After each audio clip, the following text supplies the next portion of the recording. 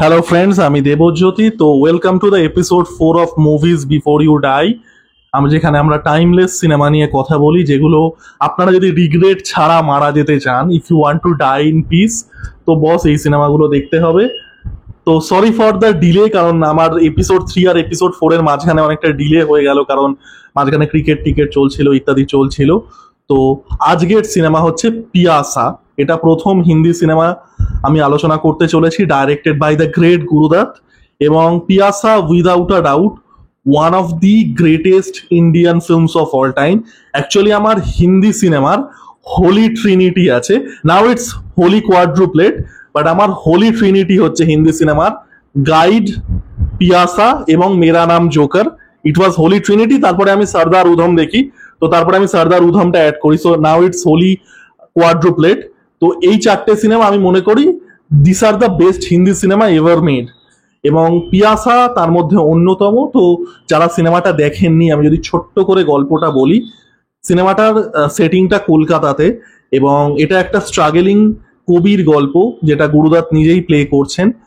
Society তাকে reject করেছে, তার প্রেমিকা যেটা মালহা সিনহা প্লে করছেন তাকে ছেড়ে চলে গেছে, তার কবিতা যেটা অনেক বেশি ডিকনস্ট্রাকটিভ এবং অনেক বেশি, কি বলবো, অনেক বেশি মানে ইন্ট্রোস্পেক্টিভ ইন নেচার, সেটা মানে পাবলিশাররা ছাপতে চায় না, কারণ সেটা কমার্শিয়াল না।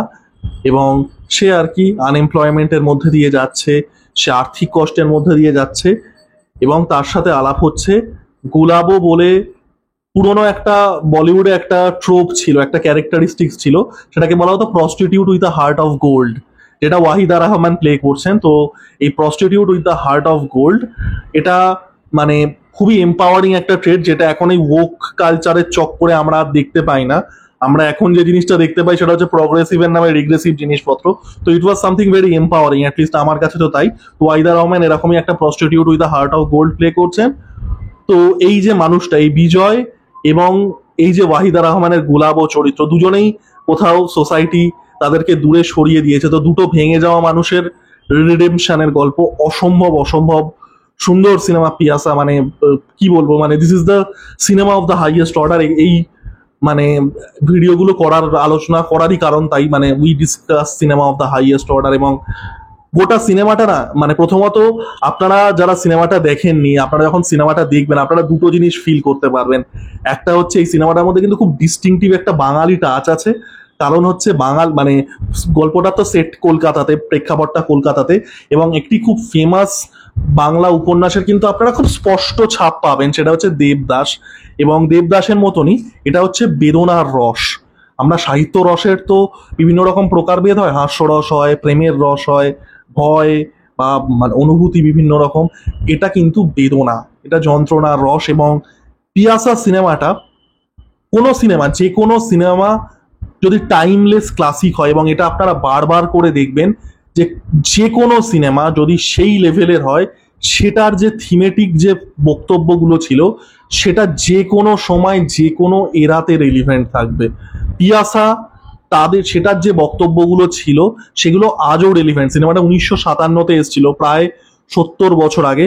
সিনেমাটার থিম আমি যদি আলোচনা করি, অ্যাকচুয়ালি সিনেমাটা শুরু হচ্ছে এত সুন্দরভাবে, মানে গুরুদাত মানে সিনেমাটার ওপেনিং 30 সেকেন্ডই আপনাকে পুরো সিনেমাটার গল্পটা দিয়ে দিচ্ছে।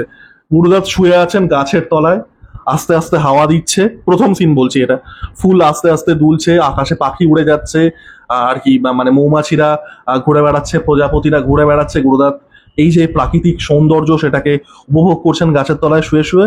একটা প্রজাপতি মাটিতে এসে বসছে, একটা বুট এসে সেটাকে মারিয়ে দিয়ে চলে যাচ্ছে। এটা হচ্ছে পিয়াসার প্রথম 30 সেকেন্ড, এবং পুরো সিনেমাটাকে এনক্যাপসুলেট করে। এই যে সোসাইটি, আমাদের বেঁচে থাকাটা, এটা সোসাইটাল এক্সপেকটেশন না আমাদের ইন্ডিভিজুয়াল এক্সপেকটেশন? আজকে এই যে বিজয়ের যে ক্যারেক্টারটা, সে ক্যারেক্টারটা কবিতা লিখতে ভালোবাসে, সেই ক্যারেক্টারটা মেটেরিয়ালিস্টিক নয়, তাই জন্য সে চাকরি বাকরি চেষ্টা করেনি, সে তার মতো করে বাঁচতে চায়। কিন্তু সোসাইটি আমাদেরকে একটা প্যারামিটার তৈরি করে দেয় যে এইগুলো করলে তুমি জীবনে সফল, আর যদি তুমি সেটা না করতে পারো তাহলে সোসাইটি তোমার দিকে কাদা ছুড়ে দেবে, তুমি আনসাকসেসফুল গণ্য হবে। তুমি সোসাইটির প্যারামিটারে বাঁচছো, তোমার ইন্ডিভিজুয়াল ফ্রিডম নেই। আজকে সোসাইটির প্যারামিটারে সে সাকসেসফুল হতে পারেনি বলে মালা সিনহা তাকে ছেড়ে একজন ওয়েলদি পাবলিশারকে বিয়ে করে নিয়েছে। এবং এই যে গুরুদত্তের ক্যারেক্টারটা, এই যে ইন্ডিভিজুয়ালিজম ভার্সেস সোসাইটি, এটা আজকের দিনেও কতটা রিলিভেন্ট আপনারা ভাবুন। এখনো আমরা কিন্তু প্রচুর মানুষ এরকম আছেন যে যারা সোসাইটি তাদের জন্য যে প্যারামিটারগুলো সেট করে দিয়েছে আমরা সেটার পেছনেই ছুটছি, সেই বেঞ্চমার্কটাকে উত্তীর্ণ হব বলে। আমরা হয়তো আমাদের কাছে উত্তীর্ণ হচ্ছি না, আমরা হয়তো মানুষ হিসাবে উত্তীর্ণ হচ্ছি না, বাট আমরা ওই প্যারামিটারগুলো চেস করে যাচ্ছি। তো ইন্ডিভিজুয়ালিজম ভার্সেস ফ্রিডম এবং living life of your own expectation এবং ভার্সেস দ্য সোসাইটাল এক্সপেকটেশন, যেটা তামাশার থিম ছিল। তামাশাতে কি বলেছিল যে তুমি অন্যের এক্সপেকটেশনে বাঁচতে চাও না তুমি নিজের এক্সপেকটেশনে বাঁচতে চাও। বুদ্ধদেব দাশগুপ্তের একটা সিনেমা আছে যেটা আমি মানে প্রত্যেককে সাজেস্ট করি, সেটা হচ্ছে লাল দরজা। ওটাতেও ওই রকম থিম ছিল, ওটাও লেট 90s এসেছিল। 1957-এ পিয়াসা এটার কথা বলছে যে তুমি নিজের এক্সপেকটেশনে বাঁচতে চাও না তুমি অন্যের এক্সপেকটেশনে বাঁচতে চাও। গুরুদত্তের ক্যারেক্টারটা, যেটা আমরা প্রথম সিনেই বললাম, সে মেটেরিয়ালিজমের পেছনে ছোটে না। সে মানে তার যে লেখা, সে যে কবি, তার যে কবিতার কমার্শিয়াল সাকসেস সেটার পেছনে ছোটে না, কিন্তু সোসাইটি তাকে ওইভাবে বিয়ে করে দিয়েছে যে তোমার এইগুলো প্যারামিটার, তোমাকে এইভাবে বাঁচতে হবে। তুমি ওই গাছের তলায় শুয়ে থেকে তুমি মানে you can not stop and smell the flower, তোমাকে ছুটতে হবে। 1957 সিনেমায় এগুলো বলছে। এবং এই যে রিডেমশন, মানে দুটো ভেঙে যাওয়া মানুষের, আমরা দেখতে পাচ্ছি গুরুদত্তের। এখানে আমি ছোট স্পয়লার দেবো, যদিও স্পয়লারে কিছু নেই, এটা একটা আদ্যপান্ত ড্রামা একটা সিনেমা, যে অর্থে আমরা কোট আনকোট স্পয়লার ইউজ করি সেটা নয়। আমরা দেখতে পাচ্ছি গুরুদত্ত একটা সময় তার একটা ঘটনা ঘটছে এবং সে মারা যাচ্ছে, মানে প্রিজিউমড ডেড, সে অ্যাকচুয়ালিতে মারা যাচ্ছে না, তার অ্যাক্সিডেন্ট হচ্ছে। তারপরে তার লেখাগুলো আর কি জনপ্রিয়তা পাচ্ছে।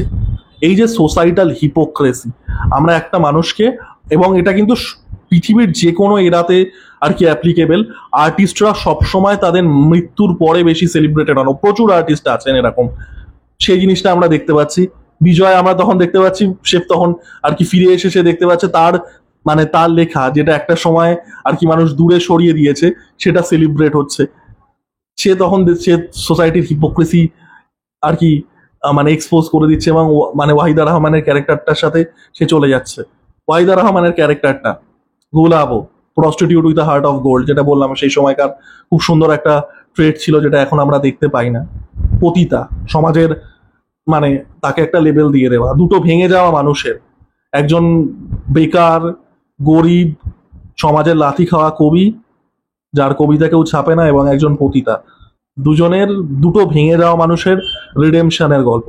মানে ইটস সো বিউটিফুল। মানে পিয়াসার থেকে বেশি পোয়েটিক সিনেমা বোধহয় আমি শুধু হিন্দি সিনেমা বলবো না, হয়তো ভারতে তৈরি হয়নি। মানে সো বিউটিফুল। মানে এই যে individualism versus society, living your life on your own expectation, এই যে হিলিং পাওয়ার অফ লাভ। আমি এটা চতুর্থ এপিসোড করছি এবং সেকেন্ড এপিসোড এটা, যেখানে আমি হিলিং, এই যে ভালোবাসা অ্যাজ আ হিলিং ফ্যাক্টর, আমরা রোমান্টিক যে জিনিসটা আছে সেটাকে আমরা বলিউডে বড্ড বেশি গ্ল্যামারাস ওয়েতে গদগদে ওয়েতে দেখিয়ে ভালোবাসি। ভালোবাসা অ্যাজ আ হিলিং ফ্যাক্টর, যেটা আমি সানরাইজে আলোচনা করেছিলাম। সানরাইজ আর সং অফ টু হিউম্যানস আমার এপিসোড নাম্বার 2 ছিল। তো অসম্ভব সুন্দর cinema, it's a poetic film. এবং সিনেমাটা মানে সিনেমার গানগুলো তো অসম্ভব ভালো। একটা গান তো এখনো আছে মানে খুবই পপুলার, জানে ভো ক্যাসে, লোক থে জিনকে প্যার কো প্যার মিলা, মানে অসম্ভব সুন্দর সাউন্ড ট্র্যাক। এবং সিনেমাটা আরো একটা কথা বলতে হবে, সেটা হচ্ছে সিনেমাটা সিনেমাটোগ্রাফি। সিনেমাটোগ্রাফি প্রচন্ডভাবে noir inspired, film noir inspired. এবং এটা আসছে হচ্ছে গুরুদত্ত আর দেব আনন্দ, তারা একটা অলমোস্ট একটা জনরা তৈরি করেছিলেন ইন ইটসেলফ, সেটাকে বলে বোম্বে নোয়ার, যেটা আর কি বোম্বের সেই সময়কার এস্থেটিক্স এবং হলিউডের ফিল্ম নোয়ারের একটা কম্বিনেশন। আমি এখানে স্পয়েল করবো না, কারণ বোম্বে নোয়ার নিয়ে একটা ডিটেলস এ ভিডিও ডিজার্ভ করে, so I will not spoil it. তো একটা খুব নোয়ার ইন্সপায়ার্ড ভিজুয়ালস আমরা দেখবো, it's a beautiful film to look at. যেটা বললাম যে থিমেটিক যে আর কি মানে যে বিষয়বস্তুগুলো আছে সেগুলো 1957-তে যতটা রেলিভেন্ট ছিল 2025-এও ততটা রেলিভেন্ট। এবং এটাই একটা বড় মানে একটা সিনেমা এর থেকে বড় কমপ্লিমেন্ট কিছু হয় না। এবং যেটা বললাম, দুটো ভেঙে যাওয়া মানুষের রিডেমশনের গল্প, এত সুন্দর সিনেমা। এবং ভেরি অনেস্টলি এইরকম স্ট্যান্ডার্ডের সিনেমা আমরা হয়তো আর দেখতে পাবো না। The collective standard of art has gone down, এই বিষয়ে কোনো সন্দেহই নেই। এই যে আর্ট, আর্ট যে কোনো ফর্ম অফ আর্ট আমি বলছি এবং সারা পৃথিবীতে বলছি, ইট হ্যাজ গন ডাউন, কারণ society in large has gone down. আমাদের একটা সোসাইটির রিফ্লেকশনই হচ্ছে সেই সময়কার আর্টে হয়। কোনোদিনই একটা আর্ট সেই সময়কার সমাজের তালের ঊর্ধ্বে নয়। এখনকার সোসাইটি এরকম, ইন্টেলেকচুয়ালি ব্যাংক্রাফট, রুচিগত দিক দিয়ে ব্যাংক্রাফট, মরালি ব্যাংক্রাফট, ওই জন্য আর্টও ব্যাংক্রাফট হচ্ছে। তোমার মানে যেটা তোমার সোসাইটির কোনো স্ট্যান্ডার্ড নেই, আর্টের স্ট্যান্ডার্ড কি করে থাকবে? এবং ট্রুথ ইজ, এই স্ট্যান্ডার্ডের সিনেমা আমরা কোনোদিন আর দেখতে পারবো না। Pyaasa without a doubt one of the greatest films of all time, probably the greatest Indian film of all time, definitely the greatest Hindi film of all time। অসম্ভব অসম্ভব সুন্দর সিনেমা, ইউটিউবে ফ্রিতে অ্যাভেলেবেল আছে, প্রাইম ভিডিও টিডিওতে তো আছেই, ইউটিউবে ফ্রিতে অ্যাভেলেবেল আছে। আমি প্রত্যেককে অবশ্যই অবশ্যই করে বলবো গিয়ে দেখুন। ইটস আ সিনেম্যাটিক মাস্টারপিস, মানে আপনি এটা কবিতার মতো, আপনি সিনেমায় কবিতা দেখবেন, অসম্ভব সুন্দর। তো আপনারা যারা পিয়াসা দেখেছেন কেমন লেগেছে জানাবেন, যারা দেখেননি অবশ্যই করে দেখবেন। আমার ভিডিওটা কেমন লাগলো জানাবেন, সাবস্ক্রাইব করে পাশে থাকুন। Take care.